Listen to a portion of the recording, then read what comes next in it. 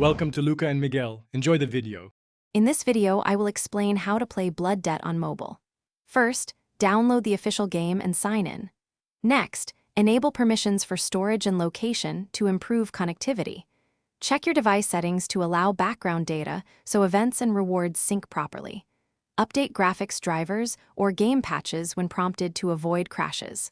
Finally, adjust control sensitivity and touch layout to match your play style for smoother combat.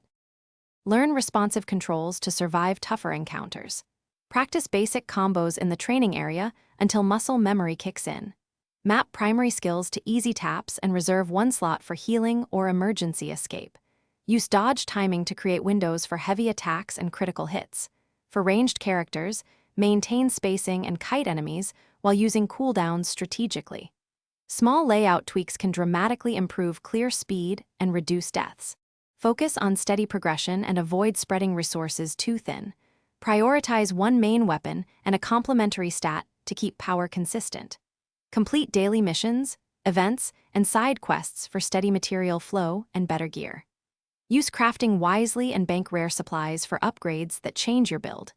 Joining a clan offers cooperative rewards and easier boss clears, so participate in group content regularly for faster growth.